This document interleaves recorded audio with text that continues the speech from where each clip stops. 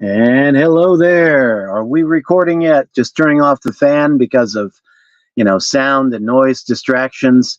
Man, I shed my shirt because it's getting hot where we are at. Right now, it doesn't know whether it wants to be winter or summer around these parts. But anyway, yeah, I decided I'd do kind of a less formal type of stream. But in this stream, what I want to talk about is mindfulness meditation. One of our previous streams was talking about breath meditation and how to do breath meditation. And breath meditation actually is a form of mindfulness. It is the first form of mindfulness meditation that I ever learned back when I was getting into recovery from alcoholism. I had been an active alcoholic for probably about 35 years up to that point. And then about 17 years ago, I decided I needed to stop drinking for good. And I was using every tool at my disposal. I got active in online AA. I went out and I got some physical AA books and had them around the house. And I began to think about meditation because in one of the steps of AA, actually a couple of the steps of AA, talks about meditation, 11th step very clearly. Sought through prayer and meditation to improve our conscious contact with God as we understood Him. And I thought, I used to play around with meditation before I got serious about it. And it just occurred to me, if I could take meditation more seriously, I could probably harness it and use it as a valuable tool in my own personal recovery from alcoholism. And that turned out to be the case for me. I mean, it was a very important tool. Previous to using online AA and especially mindfulness meditation, I had been going to AA groups. I had been giving recovery a half-hearted attempt at recovery, not really wanting to recover, still wanting to drink. And so, yeah, I never really was able to accumulate too many sober days in my life. But then once I got serious about it and started getting serious about incorporating a meditation practice in my recovery, I began to get like 2 weeks sober. I began to get a month sober, began to get 2 months sober, began to get 6 months of sobriety. And when I reached that 6-month point, I knew that, okay, I was on the right path and I'd found my secret weapon for recovery, actually a few secret weapons for me, because I had never gotten to the point of having 6 months sobriety in my life up to that point. And then, 6 months passed. I had a year, 2 years, 5 years, 10 years. Now we're going on 17 years of being clean and sober. And it's a great feeling, great place to be. But I mean, for me, meditation and online AA and a lot of the AA materials really made that work. But one of the really key resources that I found helpful in my own recovery was the use of meditation. And I discovered a lot of material online about meditation, and that material is still there. But I found one website by Thich Nhat Hanh talking about mindfulness meditation and breath meditation. And I really bookmarked that site 17 years ago. And I worked with that very faithfully, began to follow his instructions.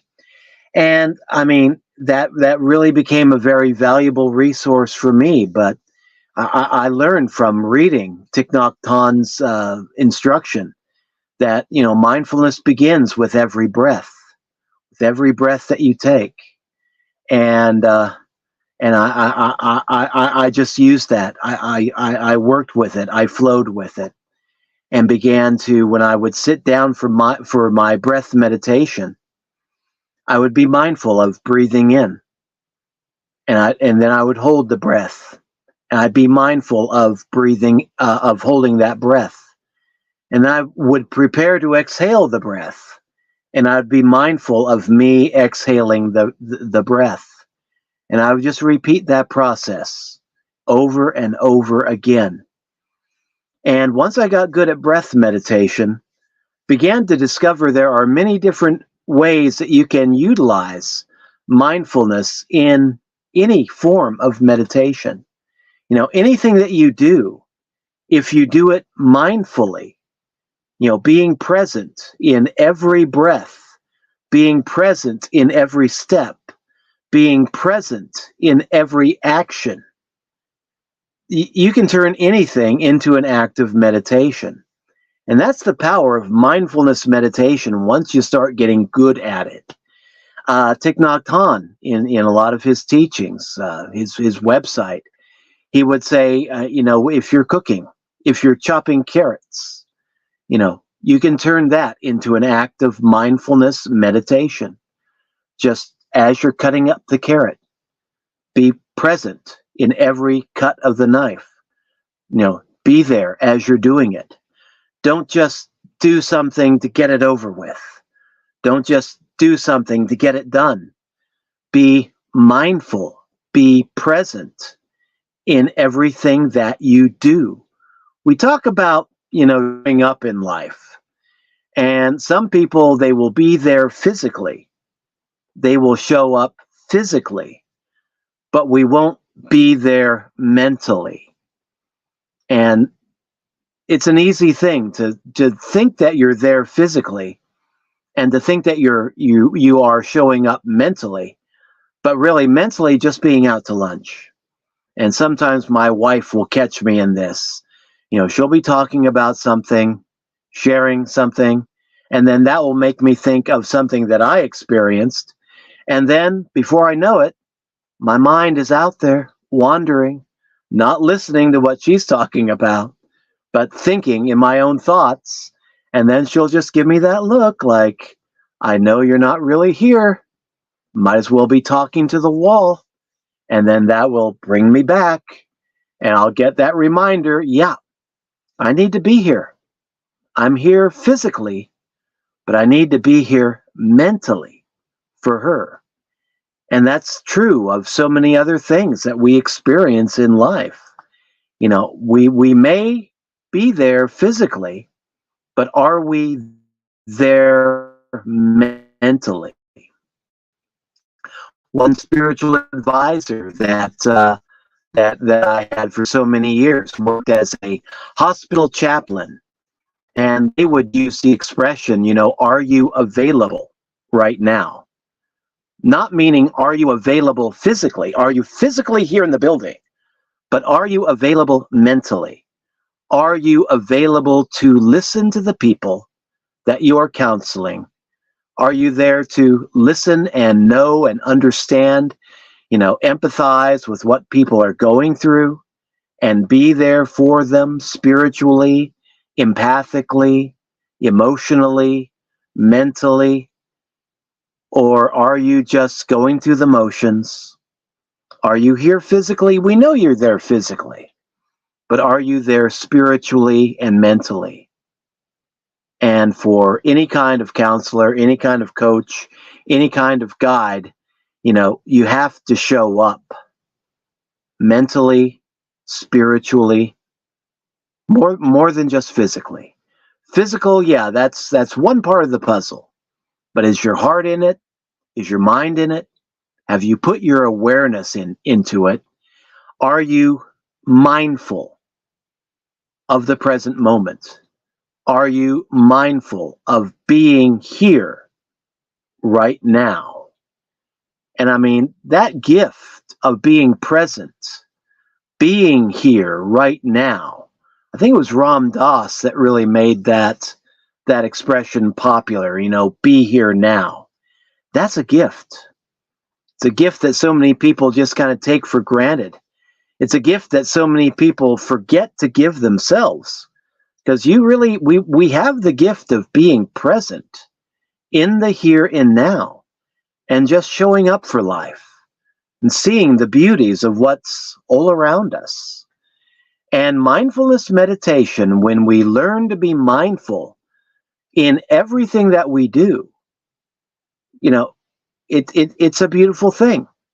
And if you're chopping carrots, you can turn that into an act of mindfulness meditation. All you have to do is just be present mentally, as you're chopping the carrot.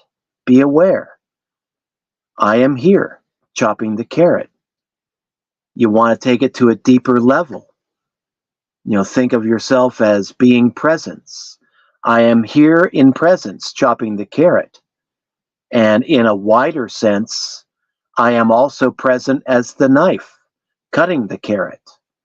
And in a still deeper and wider sense, I am presence. I am here cutting the carrot. I am the knife cutting the carrot. I am the carrot being cut. And I mean, you can take this to many, many different levels. You can take this as deep as you need, as deep as you want, as deep as you're comfortable getting. But yeah, you can do it chopping carrots. You can do it doing the dishes. You can do it brushing your teeth or brushing what's left of your teeth if you're like me. You can do it while shaving. I need to shave one of these days. I like to kind of give myself a couple days growth and then shave it.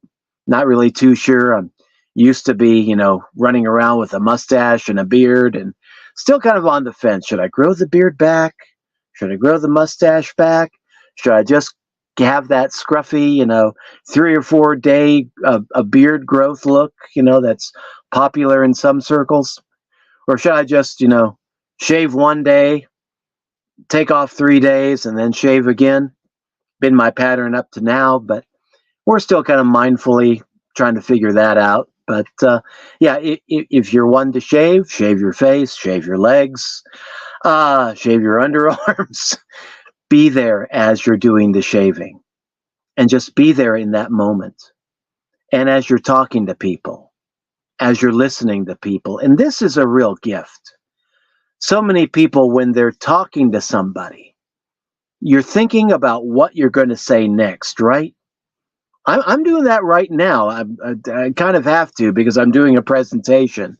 I don't have it written out. It's kind of coming from my heart. But when you're giving a presentation and you're talking, your mind is kind of occupied. Okay, I'm saying this right now. What am I going to say next? What's next on the agenda?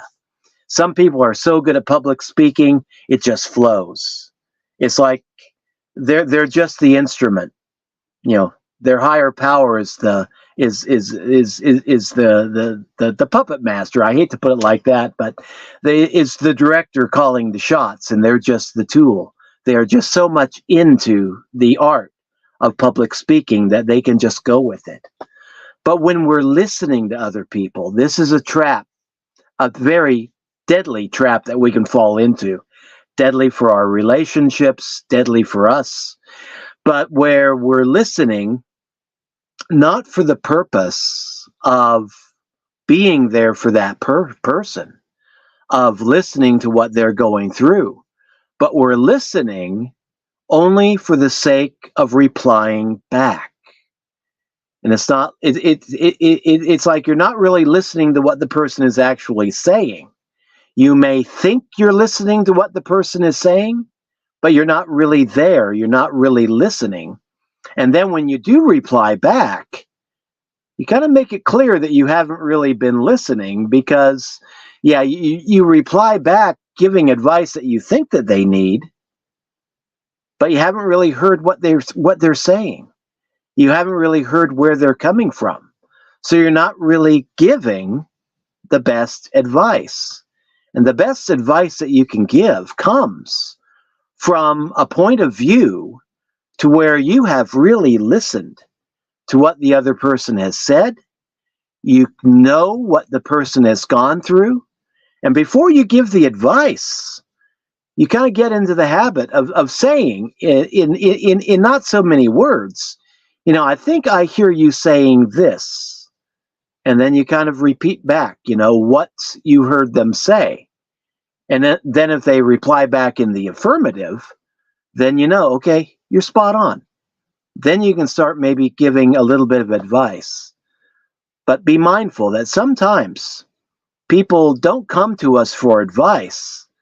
They come to us because you are an ear that they can talk to. You are a sympathetic person that they can relate with, and they just need somebody to listen to them. Another trap we can fall into is that when we're hearing other people, we want to try to fix their lives. We want to try to give them advice. Sometimes the best thing that we can do is just be there for them, listen to them, let them know you are hearing them and that they are being heard. And that might just be the tonic that they need to help them with a difficulty that they're going through in their life. So many times people will solve their own problems just by talking things out with another person, sometimes with themselves, sometimes with the God of their understanding, their own higher power. But if you can practice mindfulness to the point to where you're actually physically, mentally, and spiritually there for other people when they come to you for advice, or when they come to you because they need a sympathetic ear, a virtual shoulder to cry on, or maybe a physical shoulder to cry on. The gift of mindfulness is a great gift that you can give to people like that, because, yeah, you have the ability to be there in that present moment, be there for them. And you can practice this form of mindfulness meditation in many different ways. When you're answering the phone, be aware, I am on the phone. When you are lighting a candle, if you keep a home altar like we do, lighting a candle, don't just light it for the sake of lighting the candle. Don't just burn the incense for the sake of burning the incense.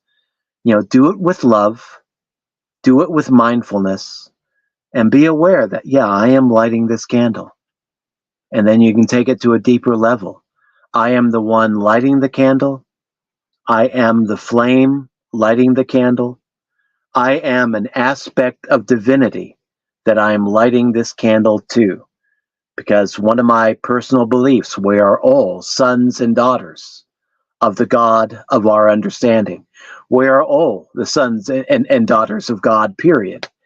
And we understand that in different ways.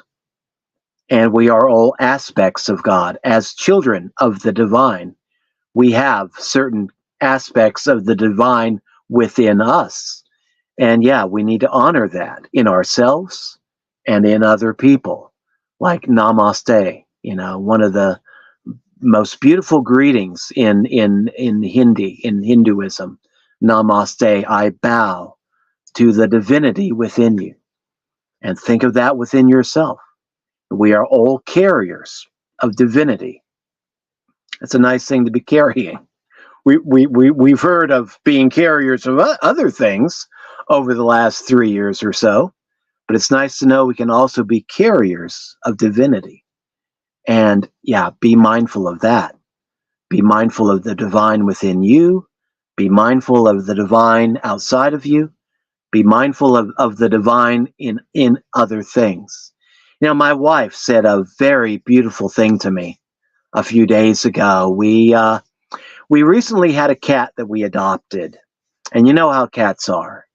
They like to they'll come, they'll stay with you for a few days if they're a wild cat, and then they'll go off, they'll cat around. Sometimes they'll disappear for a few days and then come right back. Sometimes they'll disappear for a few weeks and then come back. Sometimes they'll disappear for a few months and never come back. They were there for a while and then they went. It's one of the lessons of life. We can't hold on to anything. All things pass. But my wife was saying the other day, we had this experience where a cat, beautiful female cat, she'd been fixed. We could tell her ear had been clipped. And we had her for about 6 months. We had her for a few months as an outside cat that we fed outside.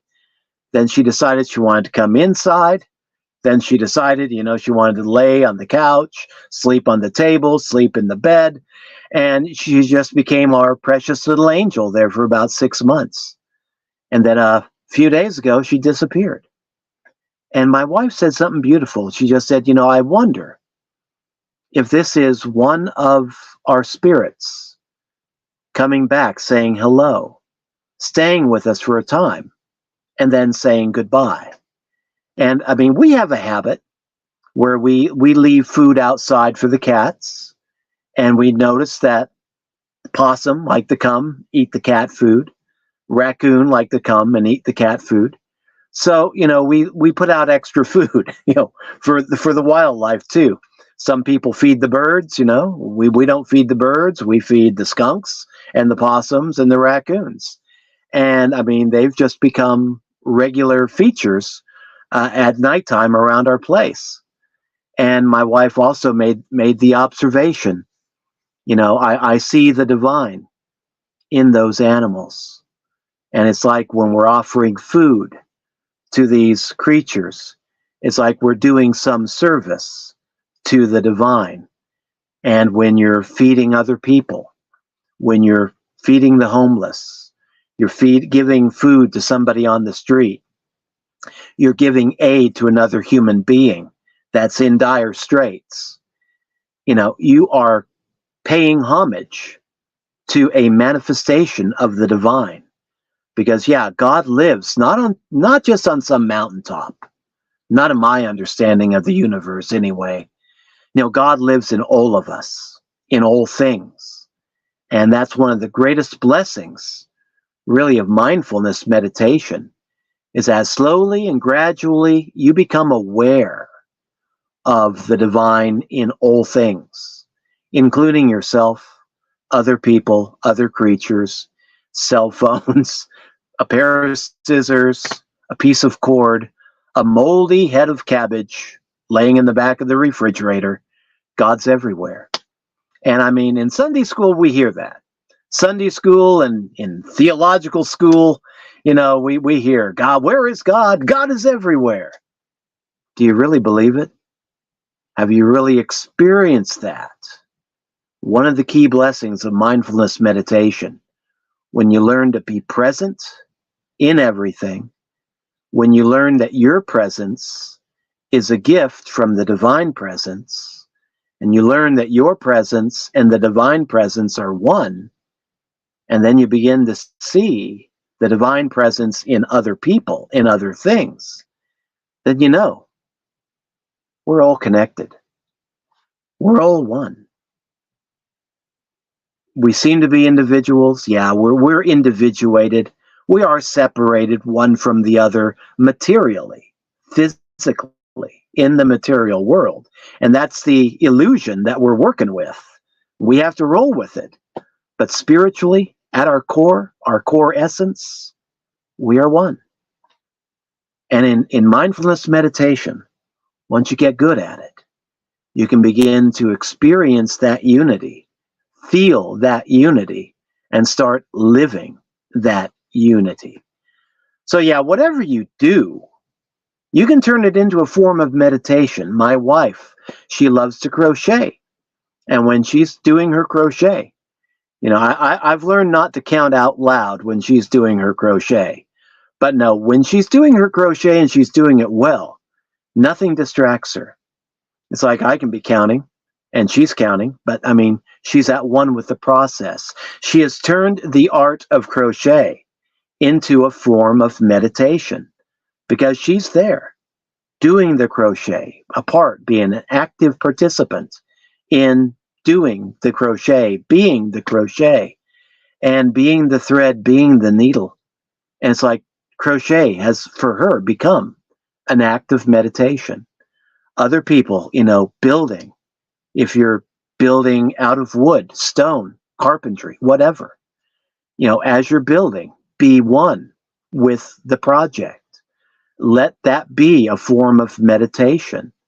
And anything that you do in life can become a form of meditation if you know how to be there, right there and then, in the present moment, and just flow with it. Just go with it. And for some people, they can become such great public speakers that they can just flow and go without thinking what they're going to say next, because the God of their understanding fills in all the blanks. And they're just the instrument. Carlos Santana, great musician, grew up listening to some of his stuff. And I mean, learned to love his music over the years. He says, he was asked, how do you create songs like this? And he said, I don't create the music. I'm just there. There's my guitar is like a spiritual antenna, and I plug into the world of spirit, and the music just flows through me. And I am just the conduit through which the music flows. He wasn't on an ego trip saying, oh, yeah, I'm such a great composer. I write the best songs. I write the songs that make, Yeah, he was just said, I'm a conduit. I am a channel. Make me a channel of your peace. One of my favorite prayers from St. Francis of Assisi. But yeah, I am just a channel through which this energy flows. And once you've really gotten into life, gotten into anything, then yeah, you just flow with it. You don't have to worry about what you're going to say next, because there is a greater game afoot than what most people are aware of. And if you're in tune, in harmony with that game, if you're in harmony, in tune with the force behind that game, then yeah, you're going to flow with it. You'll become one with it, and things will just naturally work out. But only if you learn to be present in each and every present moment. And that comes from building mindfulness. And that comes from just practice. Practice being here, right now, in the present moment. Okay, that's all for today. This is Ralph signing out. We'll catch you in tomorrow's stream. Until then, take care, and let me know. If you're a practitioner of mindfulness meditation, what's your mindfulness practice? What everyday activity have you learned to turn into an act of meditation? So until tomorrow, take care. Ralph signing out. Bye-bye.